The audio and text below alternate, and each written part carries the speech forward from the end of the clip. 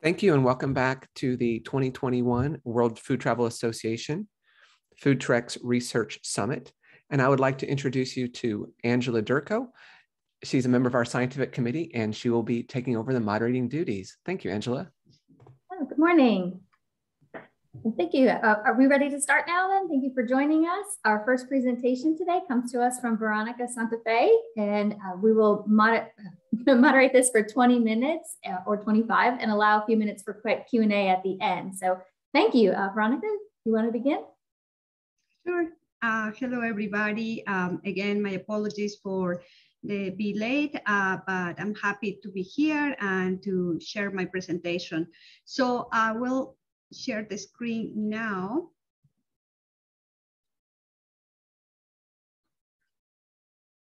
Hopefully everybody can see this presentation. Okay, so the topic of my presentation is about the research that I did as part of my doctoral research in Ecuador, my home country. So the topic is, the title for this presentation is Traditional Food or Biocultural Threat, the tilapia issue in the Amazonia of Ecuador. So part of this research has been published with my co-author, who is Dr. Philip Loring, who was my supervisor during my PhD. So at the beginning, what I want to do is I want to tell you briefly about what is the issue with tilapia and some of the research questions that guide the research, the theoretical framework, the methodology, the results, and some of the learnings that I gained doing this research. So if you imagine that you are a tourist in the Amazon region of Ecuador and you want to try something local, authentic, and you ask people in the streets what I should try, it's most likely that most of the locals would tell you, go and try a tilapia maito. So what is something looks like this, what you see in the pictures. So what is a maito? Maito is an ancestral way of cooking that indigenous people in the Amazon region use. So it consists of using bijao or banana leaf and put protein and other vegetables inside and then grill on the fire. And one of the most popular protein sources that they use nowadays is tilapia. However, tilapia is something that is not native or local to the region. So let me tell you briefly about tilapia. So the common name tilapia refers to a group of tropical freshwater fish of the family Clydae that are native to Africa and the southwestern Middle East. Since 1930, tilapia fish have been introduced in most tropical and subtropical regions of the world to improve inland fisheries and aquaculture. Today, tilapia after carp have been the second most widely farmed fish in the world. The popularity of tilapia in aquaculture comes from the species' fast-growing rates, high-yield source of protein, affordability, and easy adaptation to a range of environments, from subsistency or backyard units to intensive fish hatcheries. While tilapia seems to be good for economic and food security reasons, while doing my research, I asked a question to my participants. I asked this question: can you tell me examples of foods that you consider are not sustainable in the region? And I was surprised that a lot of the participants mentioned tilapia maito as an instance of a food that is not sustainable. Why I was surprised? Because walking on the streets and looking for the menus of the restaurants in the touristic areas in the Amazon region, pretty much all of these restaurants offer tilapia maito as something authentic or traditional. And I also found that there were a lot of people that support the use of tilapia and people that were against the tilapia. Talking with my participants, with my partner communities, they told me that they would like that I expand the the original purpose of my research and include also the development of this tilapia research. I got approval from my academic committee, the support and some funding, and I had the opportunity to expand my research. By the way, in my next session, I will be talking more about what was the primary goal of my research. But going back to the tilapia issue. So one of the things that also called my attention that it was that there was a growing research, growing data that shows that effectively tilapia, when introduced in sensitive ecosystems such as the Amazon rainforest, it was creating negative environmental impacts, especially on the population of native fish. So to develop my research, about tilapia, I decided to use a biocultural framework. So what is a biocultural framework?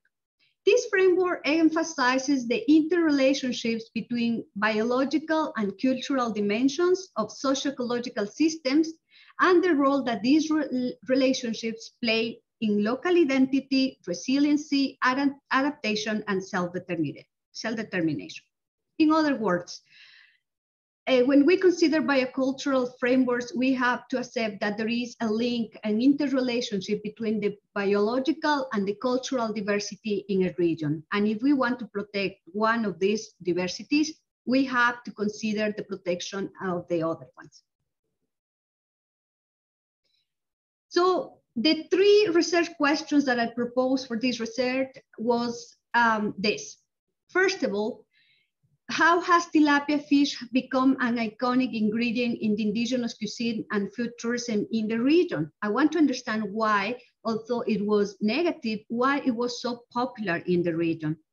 The second question was, how do locals perceive the risks and impacts of using tilapia fish in the restaurant menus of this destination? And the third question was, what solutions do locals propose to address the risks and uncertainty created by the use of tilapias? So the research was done in the Amazon region of Ecuador, specifically in the Napo province, which is a very interesting province when we are talking about indigenous tourism, food tourism, and overall sustainable tourism. This province, almost 60% of the population self-identify as indigenous, which makes very interesting from a cultural point of view. Also, overall in Ecuador, it is promoted food sovereignty as part of their legislation. And in the province of Napo, food sovereignty is also supported by a provincial legislation that promotes a local and sustainable food. And also it's important to mention that in Napo, indigenous communities have been working in community-based and indigenous-led tourism for more than 3 decades. So there was a lot of antecedents that make this case very interesting for the purpose of my research. Plus, there was a lot of interest and the need shown by the participants to develop this research. So this research was basically qualitative, and I used, as I say, a case study, and I used participatory research tools. I developed 21 semi-structured interviews, also a workshop that was participatory with 14 of the participants. I also did an analysis of 20 menus of 20 restaurants, and I developed observations too. Who participated in this research? Mostly indigenous-led tourism organization leaders, policymakers, the owners of restaurants, local chefs, NGO officers, and academics. It is important to mention that indigenous people were most of the people who participate here, specifically Quechua people, and that they could be indigenous, they could represent the organizations leading indigenous tourism, but they were also local chefs, restaurant owners, and policymakers. And this research, the field work was done in summer of 2018 and spring of 2019. So the results for the first question of what are the factors promoting the consumption of a species that is not native to the region as part of their traditional menus. So three were the main themes that came in the answers. First was availability. The second was affordability. And the third one was the preference among non-Quichua consumers. Concerning availability, restaurant owners argued that tilapia is popular in the menus because it was the most available fish and overall meat protein in the local markets. One of the participants highlighted that tilapia fish adapts better and grows faster than native fish in the region. But also the availability is related to where they are located. For instance, other types of meat such as chicken, pork, or beef, it will be more difficult to get in the region because these ranchers, they are mostly located in the highlands in other regions. So it's quicker to access to fish, local river fish. So, and this was the case of tilapia. So the second reason was affordability. So for many of the people who I interview and offer their information, they justify the high presence of tilapia fish in the menus because it was more affordable. It was less expensive than buying, for instance, beef that was imported from other regions. And the third reason was the preference among non-Quichua consumers. And this was kind of interesting because who said that this was the case was mostly chefs and the owners of local restaurants. They told me that for them, trying to use native fish was more difficult because native fish has a lot of bones and was difficult to make fillets with that. And for non-Quichua consumers, it will be difficult to know how to eat these fish with a lot of bones. For them, it was easier to eat fillets of this fish. So, and I want to share with you a quote from one of the interviews of an indigenous Quichua woman who told me this when we were talking about why Quichua people are better when eating native fish than non-Quichua people. So she said, if you are complaining about how difficult it is to eat native fish, it may be that you are not a Quichua. My grandkids know how to eat native fish. They never get a bone stuck in their throats when we eat together. The adults show the little ones how to eat the fish. We teach them that eating fish needs patience and put all the senses in this act. Otherwise, you can get hurt. So for the second question about what are the perceptions that locals have about the use of tilapia fish in the menus of the restaurants, some were positive and neutral, and other of the answers saw more the negative aspects of using tilapia. Among the positive and neutral, especially chefs and local restaurant, the owners of local restaurants, they expressed that for them, tilapia facilitates the promotion of Quichua cuisine in tourism. They argued that if they didn't have tilapia, for them will be impossible to offer a maito tilapia, fish maito or a maito for their tourists, for the consumers when they are looking for something that is authentic or traditional to the region. Also, some of them mentioned that they didn't know that tilapia could be bad for the environment because there was no scientific data accessible for them. And when doing the literature review, I found that indeed there was a lot of literature showing the negative impacts of tilapia. However, these papers were published in English or in Portuguese. And the main language in Ecuador is Spanish. So there was a barrier in accessing to this information. Going towards the negative perceptions that locals have about the use of tilapia. Most of the arguments were related to the biodiversity loss. People think that tilapia is becoming invasive in the area and is affecting the biodiversity of species, especially in the rivers. Also, Quechua people point out that tilapia is affecting the traditional practices associated with fishing native fish. And some also saw potential hazards related to human health. And I would like to share with you some of the quotes that express better these perceptions among the participants.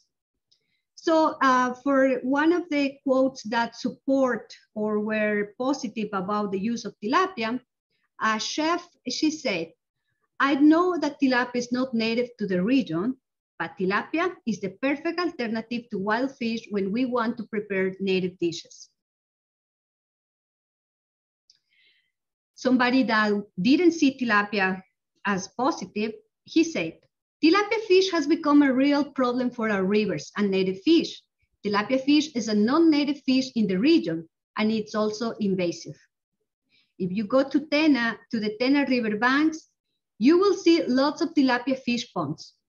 When the rainy season comes, all these ponds flood and the tilapias escape to the nearby rivers. Once there, tilapia fish destroys the native fish habitat and they also eat the eggs of the native fish. I am concerned because I see more and more people that start tilapia farms in very sensitive areas in the Amazon rainforest." And a Quechua woman expressed this about the impacts of traditional culture. "When I was little, my mom used to bring me with her to the river. After a heavy rain, all the community used to go to the river to catch carachamas and other native fish, because the river for sure will have lots of fish. My mom taught me how to make my shigra, which is a woven net, for fishing. She also taught me how to sing and pray to the spirit of the river. My mom also told me that I must share the fish with my elders and other people in the community. Now everything is changing. Quechuas are becoming more individualist. They don't want to go to the river anymore because they say they don't have time, or because it is easier for them to buy tilapia from the store." So now I want to tell you the results that I found to answer the third questions about what are the proposals or the strategies that locals see as a way to mitigate the potential negative impacts of tilapia in their food system. So it was interesting that they were not totally against of the disappearance. They were not totally supporting the disappearance of tilapia. They say, tilapia is here and we have to deal with that. Some of the proposals are these ones. First of all, they are proposing to restore native fish species. And now there are several projects in this region that they are restoring native fish in artificial ponds. And there are cases that they are using this as a tourist attraction.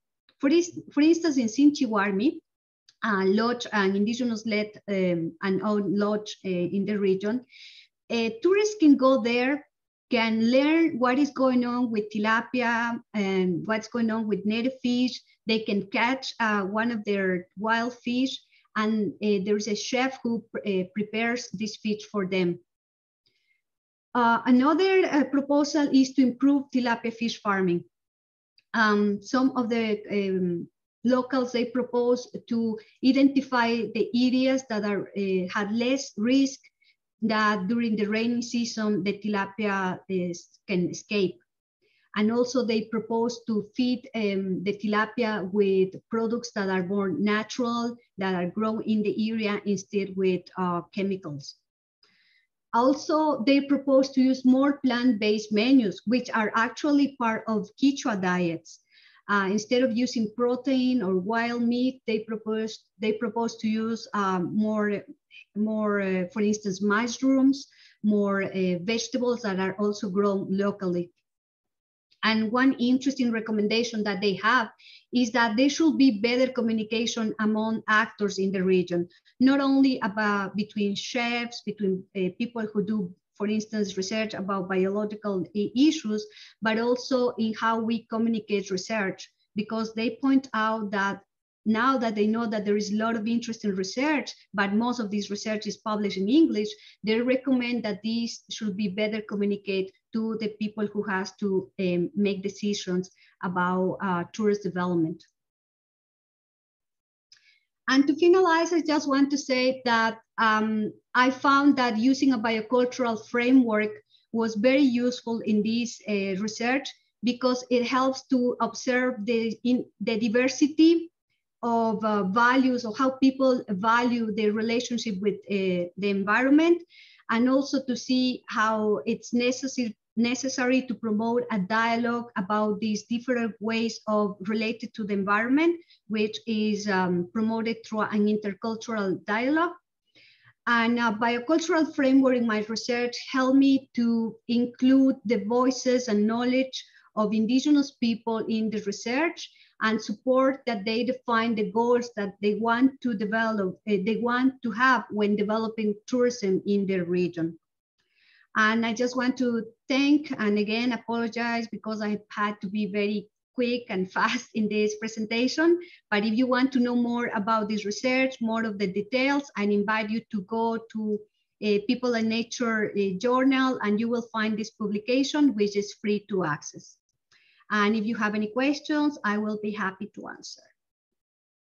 Thank you, Veronica. That was very interesting. I found it very interesting that you looked at both sides of the issue from the natives, the positives and the negatives for this, and the quotes were very interesting. If anyone has any questions, we do have a Q&A there that you can put those in. And Veronica is presenting in the next session as well. So maybe we could bring questions over to that and have a little bit more time to chat there too. Yeah. Thank you. Anyone with questions at this time? We see quite a few people there.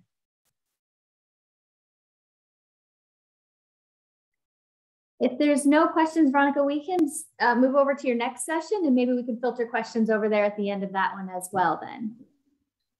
Okay, so again, so we need to stop this session for the recording and then come back in as a new session. Okay, so should I go to the link that you send me now, or? No, Veronica, let me stop the recording.